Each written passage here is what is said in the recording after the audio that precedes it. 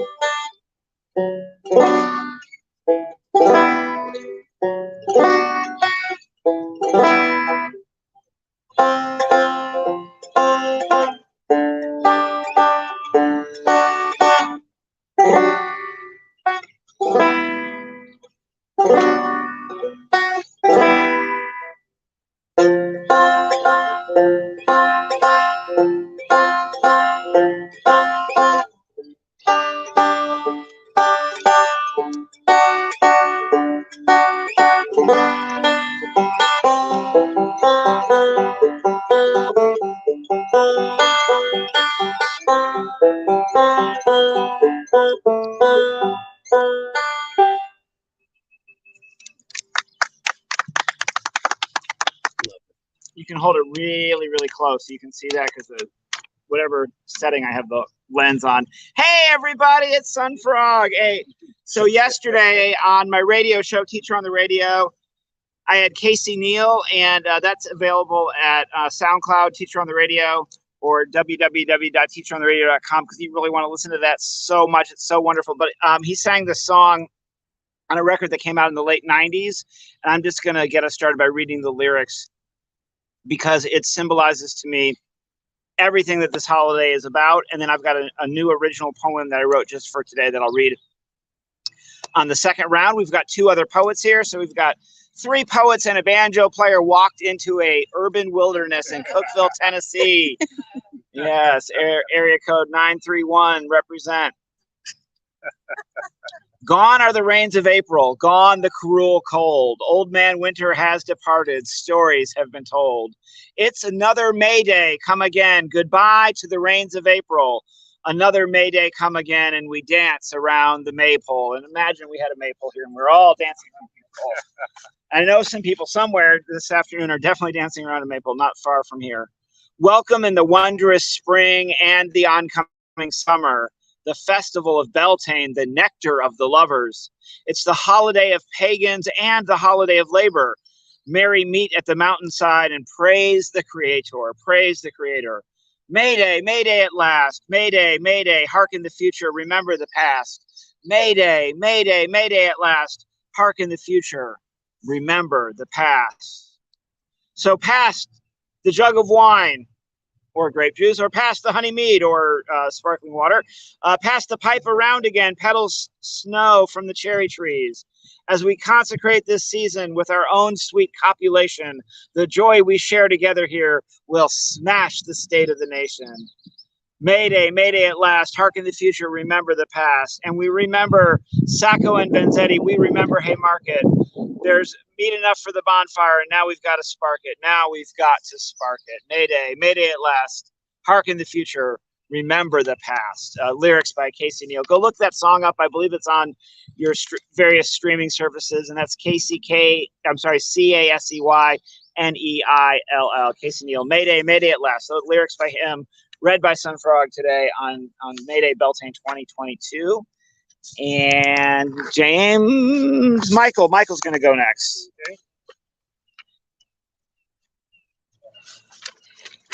So this is a little piece called The Birth of the Counterculture. In the early 1800s, a nomadic band called the Romani made their way into France and England. They originated in India centuries before and slowly migrated through Europe, settling primarily in Romania. They lived outside the laws of the land and moved freely across borders. The English thought they were from Egypt and called them gypsies. The Parisians thought they were from Bohemia and called them Bohemians. By 1830, a group of French artists and writers adopted the term Bohemians as a contrast to the smug bourgeois conservatives, but who then used the term to describe anyone who's eccentric, flamboyant, or of dubious morals. It was the birth of the counterculture. In 1849, an American journalist named Henry Clapp went to Paris to attend a 3-day peace conference. He stayed for 3 years and became a confirmed bohemian. He arrived back in New York City determined to bring the movement to America and found a bar at the corner of Beaker Street and Broadway named Path's. Served the best beer in town. And he claimed a table at the front of the room where a circle of artists, writers, and theater people quickly gravitated. These included, most famously, Walt Whitman, who could be found there almost every night for the next 4 years, along with Fritz Ludlow, made famous by his experiments with hashish, and Artemus Ward, a great wit who invented stand-up comedy, and Ada Menken, who was known as the Naked Lady on Broadway. The table had 30 chairs and was filled every night. Path's was also tolerant of other eccentricities and was what we now consider the first gay bar in America, with a table in the back of the room for the beautiful young men of Manhattan. Whitman could be found floating between the bohemians and the gay young men. The Civil War broke up the group, but they established a movement that still echoes today. They were cosmopolitan, art-loving, beyond convention, unrepentantly rebellious, disdainful of rules and customs, joyous, broad-minded, and irreverent. They were free of prejudice and had no respect for authority. They looked to Diogenes and Sappho and the brilliant eccentrics like William Blake for their role models. They were inclined to inebriation, stimulation, and reverie. It was the birth of the counterculture in America. And from then to now, the counterculture has expanded and contracted, but has maintained its presence. That's beautiful.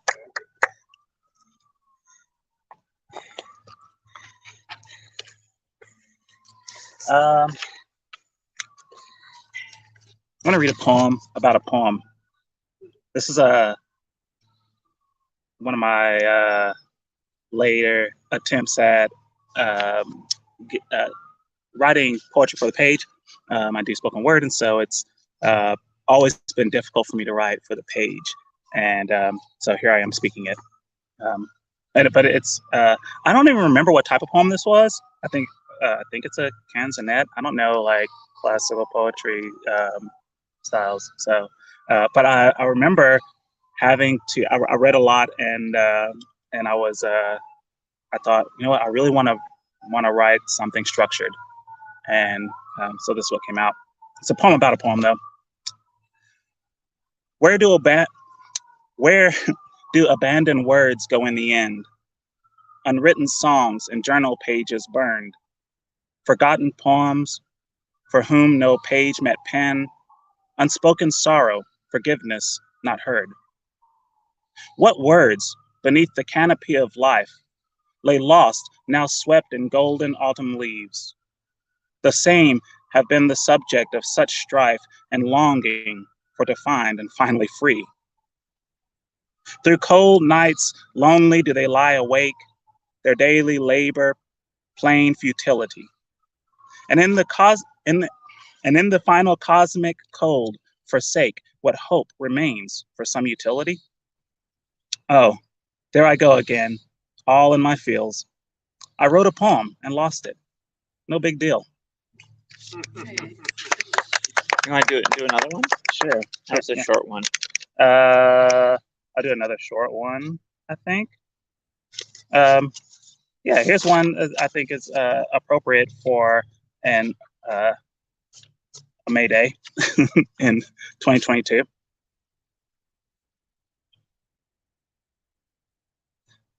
And this is a poem about working hard and seriously and with joy. If there is no salvation, and all we love and regard as good comes to dust, it must not be for lack of trying. It must not be because we failed to fight for justice. With hearts full of deep, abiding love. Yet, if we fight for justice, and all we love and regard as good comes to dust, it must not be without joy. It must not be without a deep, abiding love.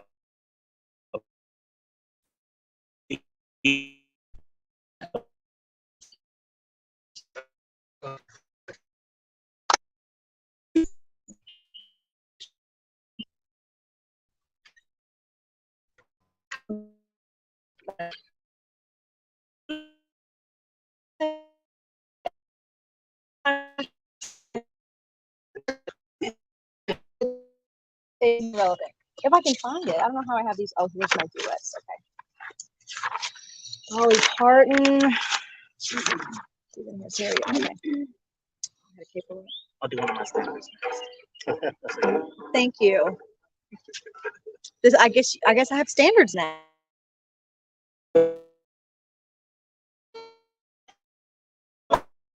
Hey.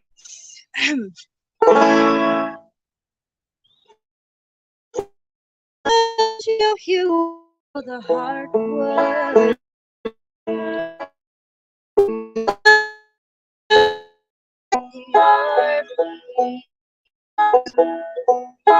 Listen to my sound.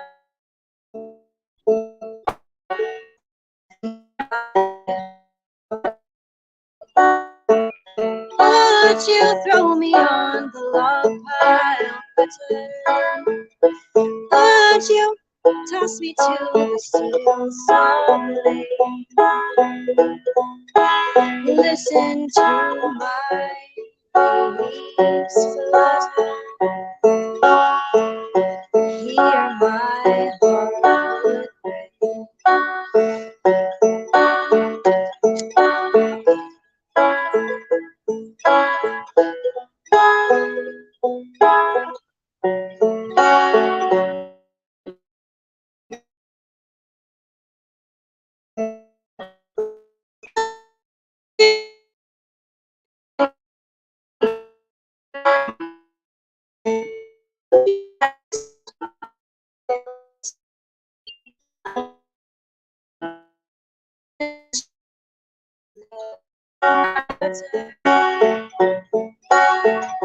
Hear my heart beat. Hear my heart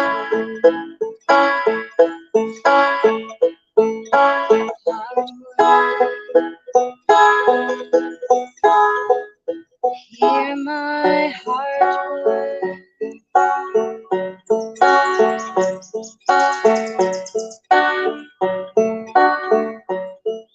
I drink the rain, I eat the sun, I give my breath that fills your lungs.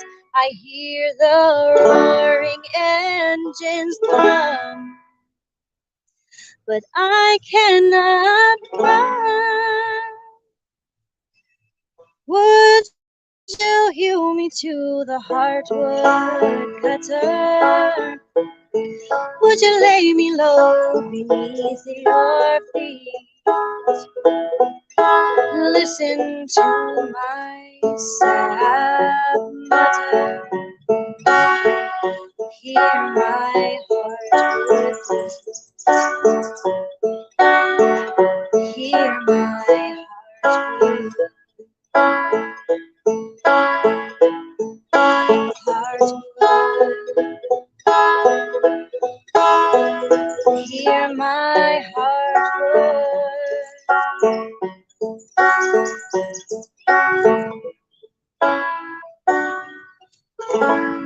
Mm. Yeah. Did you write that? I did not write that. Oh, this song is called Heartwood by Spell Songs. And if you've not listened to that album yet after our last 2 open mics when I played this music, you should definitely look it up. It's wonderful. You want to play again? You can hold the camera so I can read. Oh yeah. So I wrote this poem today for this occasion. So in addition to the significance of Beltane and Mayday, which was in my last reading by Casey Neal, this is a bit of my own Beltane story, as it is today. And it's kind of an epic poem, a long poem. So this will be my last poem today. And you're listening to the what are we calling it? Around the Year? As the Wheel Turns. As the Wheel Turns. Seasonal open. Seasonal.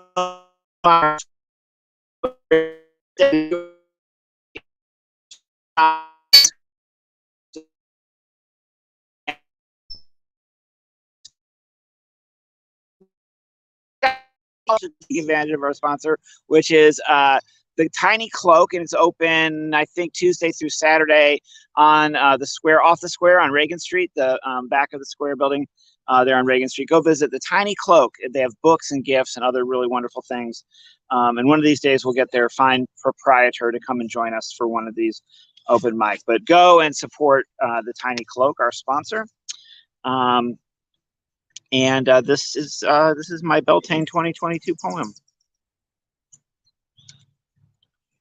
Some 13 years ago, I got up to greet a box of wine in the rain. Whether wine or whiskey or beer or what, it washed past so much pain. Until it became the pain that sucked every dream down the drain. I was walking with Jesus and Dionysus, but I was drunk. Sometimes even sober, it's too much to tell you the difference between intoxication and revelation.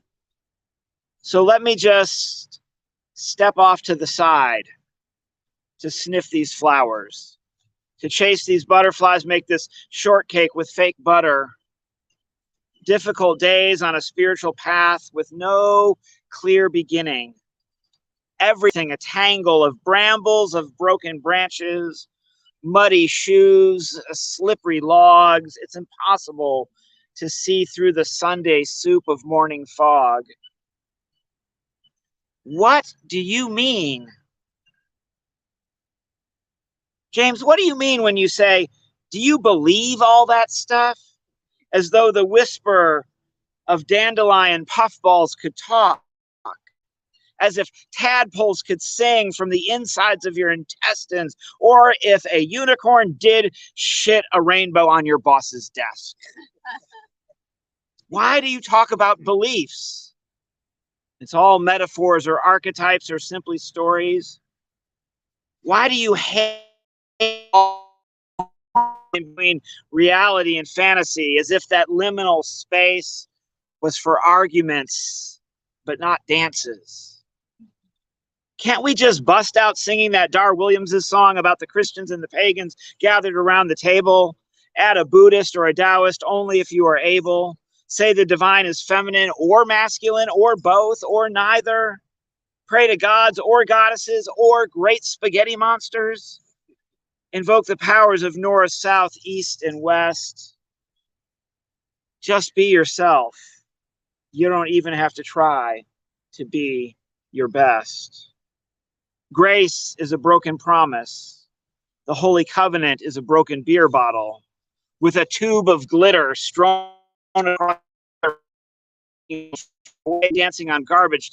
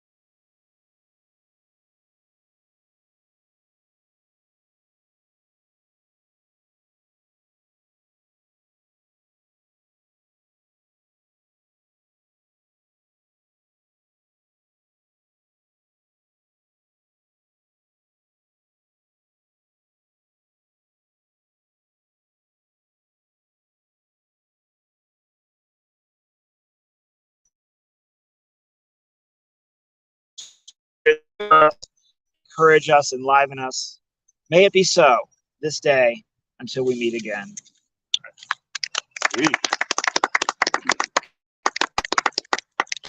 We lost our internet for a minute. Oh, okay. It seems like it's working again. It is now. I had What a it- moment of panic. What did it say? It said something went wrong. So I said try again, and it wasn't working. So then I just refreshed and entered the studio again. Oh, okay. So we cut out in the middle of my poem, but it says here that it's got a contiguous minute counter, so that's probably pretty good. So hopefully that won't do it. I'll re-record that poem. Have a hot internet. Michael, do you have another poem for us? This is The Birth of the Blues. In the Republic, Plato warns the ruling elites that any change in music is dangerous to the state. Changes in music bring societal change, and an alteration in rhythmic and harmonic patterns affects society as a whole, establishing whole new lifestyles that can threaten the foundations of the state. Music is a universal principle that creates the basic template of life, and changes in musical form change all of life. Now, blues mythology began around 1900 when Charlie Patton and Tommy Johnson were among the first people to develop thump, which quickly became the blues. People learned people who want to play blues under the crossroads.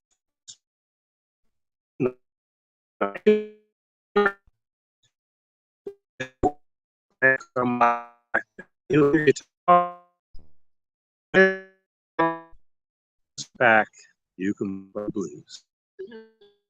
I heard this story many times, but what I didn't realize was that that big black man was a Yoruba trickster god named Legba, who could be found at crossroads and had a wicked sense of humor and a delight in creating chaos. And when African slaves came to America, they brought Legba with him. And if you want to play the blues, you've got to go down to the crossroads and make a deal with the devil. So Charlie Patton was born in 1891 and was equal parts Native American, African American, and white. He could make the guitar talk. He would sing the words and the guitar would sing them back. He could play behind his back, over his head, and between his knees without ever missing a note. He bought a new car every year and wore nothing but dress suits. He had 9 wives in rapid succession, and his niece reports he would wake up each morning and write songs he had heard in his dreams. Now, when the blues was a new genre in the Mississippi Delta around the turn of the century, it sparked a revolution in music when the workers on the plantations learned to play slide guitars. There's a great lineup of names, and it's hard to know where to begin or who came first. But Charlie Patton was the premier showman, and Tommy Johnson, Son House, and Skip James were, as was Mississippi John Hurt, who was a genius on the guitar. Furry Lewis came out of Memphis. And Blind Willie McTell were in that first generation of bluesmen, all leading up to 1935, when Robert Johnson, who learned to play from Charlie Patton, recorded 38 songs that sparked another revolution.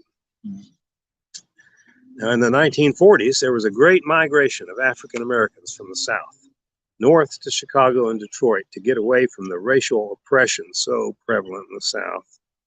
Muddy Waters, Howling Wolf, and John Lee Hooker had learned to play the blues in the Mississippi Delta from the great masters of the first generation of blues players. And when they arrived in Chicago, they had access to electric guitars and quickly learned to play in ensembles that became the rock and roll, with an electric bass, set of drums, rhythm guitar, and a lead guitar, giving blues with amplification. This style of blues quickly affected the next generation that gave birth to Chuck Berry, Little Richard, and Bo Diddley, who sped up the music and gave us rock and roll. Now, those who plumb the depths of the blues are conversant with the mysteries, accepting with no guilt and no shame that the other is just another, cut from the same cloth, driven by the same desires, until knowing the self means knowing the other, acknowledging in a new way that neither condones nor condemns. These are dark waters, and what seemed like one thing is something different, and religion is just another name for death. Mm.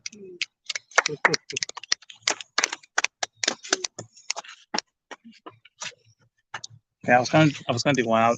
I'm still gonna do it, but I'm gonna do this one first before that, a short one. Just following on that. There's a line, is standard. I think, but a guy was the first to do it. I was walking through the woods, and I remember the first time I heard that, and it just like it caught me. But anyway, so here's a poem about the blues. The first time I met the blues, I could not have known that he would be my sweetest lover, and for all those years, my only friend. But the first time I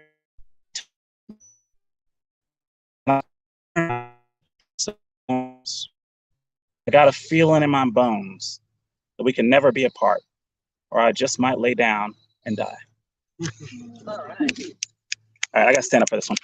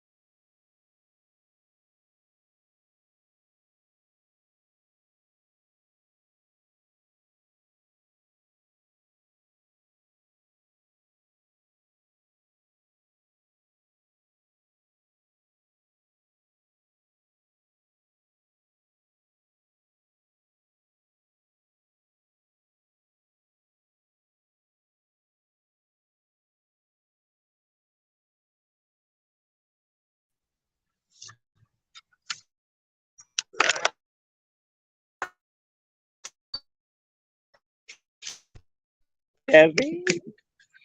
Katie, you want to do another song? Poems did you bring? I'm out of poems too. James, what do you think? So, Katie, I think you're gonna wrap us up, and then we're gonna. Do you have anything, or I was just here to spectate. And we're gonna eat.